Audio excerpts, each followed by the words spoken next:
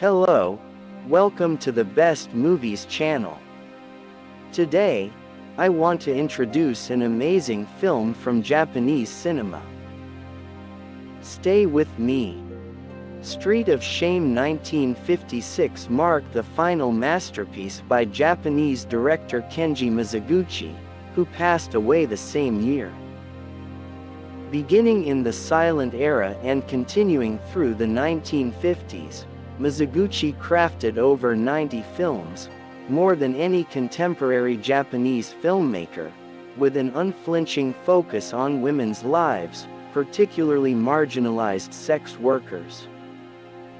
His greatest works, Street of Shame, Women of the Night, The Life of Oharu, and Miss Oyu, all revolve around this central theme. Hana delivers the film's most haunting line: "Once you get used to prostitution, it becomes impossible to leave it behind." The story follows 5 women in a Tokyo brothel ironically named Dreamland, during post-war Japan's reconstruction.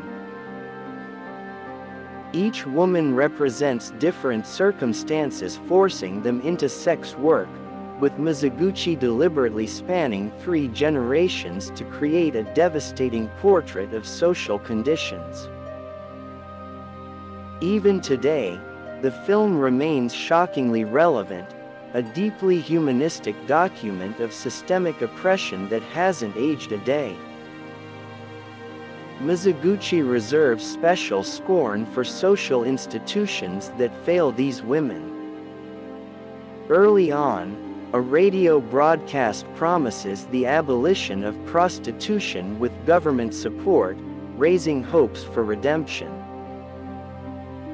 But in a crushing finale, we learn this was merely political theater. The law never passed. The director's compassion shines through in his multidimensional characterizations. Though mostly confined to the brothel, brief excursions outside reveal only post-war ruins and hypocrisy. One unforgettable scene follows Yori as she visits her long-lost son at his factory job. Their strained reunion unfolds against bombed-out buildings and belching smokestacks, the black plumes visually consuming them like the women's stolen dignity. Mizoguchi's staging transforms this into a metaphor for both their shattered bond and the irreversible destruction of these women's lives. Earlier, we'd seen Yori walking alone down an empty road, then naively dreaming of remarriage. Her husband presumably died in war, making her son's rejection even more devastating. The director exposes society's wrought-through dark comedy when Yasumi, waiting at a restaurant, spots a regular client dining with his family, moments after he claimed they'd perished in bombings. This absurd hypocrisy seems to license Yasumi's subsequent deception of another client, as if lies become society's currency. Most revealing is Mizoguchi's comparison between this caricatured, respectable, family and sex worker Hana's household.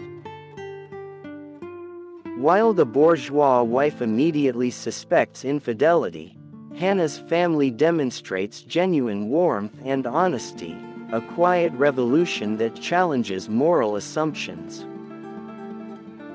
Though often overshadowed by Kurosawa's fame, Mizoguchi created more radical, less commercial cinema. Street of Shame stands as his final, furious masterpiece, an immortal testament to society's outcasts that still burns with relevance today. Mizoguchi's framing and mise-en scene create a fascinating contrast. The brothel actually feels warmer, more alive, and more emotionally connected than the world outside. There's this sense that perhaps the director views the brothel as the real society, while Dreamland is just its shadow. The relationships inside, despite everything, feel more genuine and human. While money is the common thread binding all these women to sex work, each has her own personal reasons and fading hopes. Yumeko, the oldest woman in the brothel, sacrificed herself to raise her only son. Until their reunion, he's been her proud hope. Another woman even envies her, saying, "You're lucky to have a son." Yumeko works extra shifts to rent him a Tokyo apartment, unaware he's already settled there with a job. Her only consolation has been the dream that her son might someday understand her sacrifice and they could live together again. But when they finally meet, she's met with cold indifference and shame. "I don't want to see you again, whore," he says. By film's end, she leaves the brothel psychologically broken. Mizoguchi emphasizes Yumeko's tragic innocence through her physical appearance.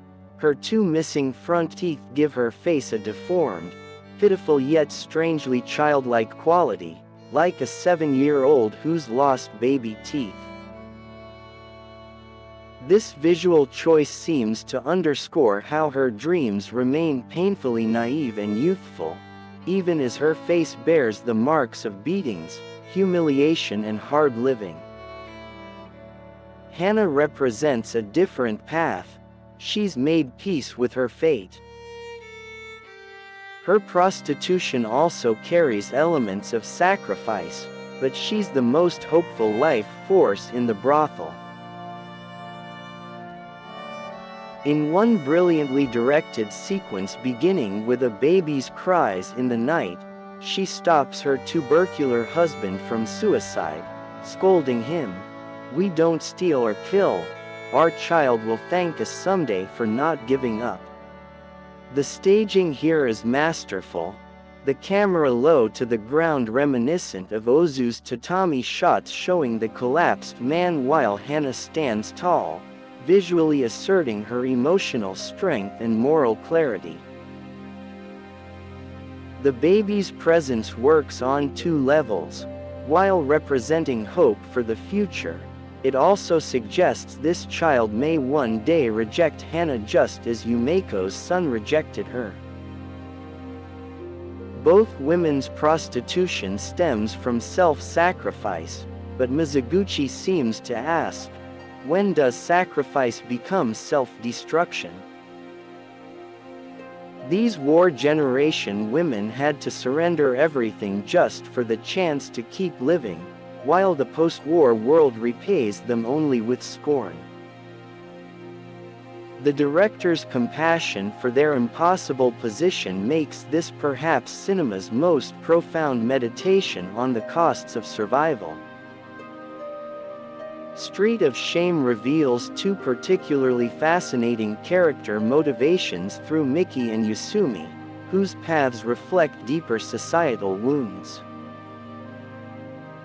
Yasumi, who bitterly declares, "My life was destroyed for 200,000 yen," turns the tables by swindling men, her prostitution becoming vengeance for her ruined youth. Miki channels her father's womanizing through her own sexual power, weaponizing the pain he inflicted on her mother.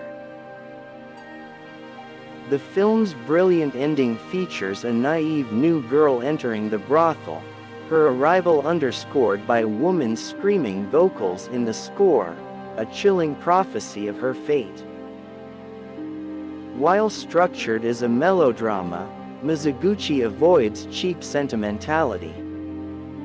His radical sound design feels decades ahead of its time. No traditional score, just unsettling diegetic sounds anticipating Bresson's aesthetic. dissonant vocal shrieks that mirror the women's anguish, more akin to 1970s rock than 1950s film music. Oral foreshadowing. The soundtrack telegraphs the characters' despair before we fully understand them. Mizoguchi's visual mastery shines despite the single location. His painterly background informs every meticulously composed frame, though I consider Ugetsu his cinematographic peak. It's tragic that Kurosawa's shadow obscures Mizoguchi's genius. While Kurosawa catered to Western tastes, Mizoguchi created more radical, less commercial works, which may explain his relative obscurity. Street of Shame stands as his final, ferocious masterpiece, an immortal howl for society's outcasts that still feels shockingly modern. I'd love to hear your thoughts about the movie in the comments below. Hope you enjoy watching the full film.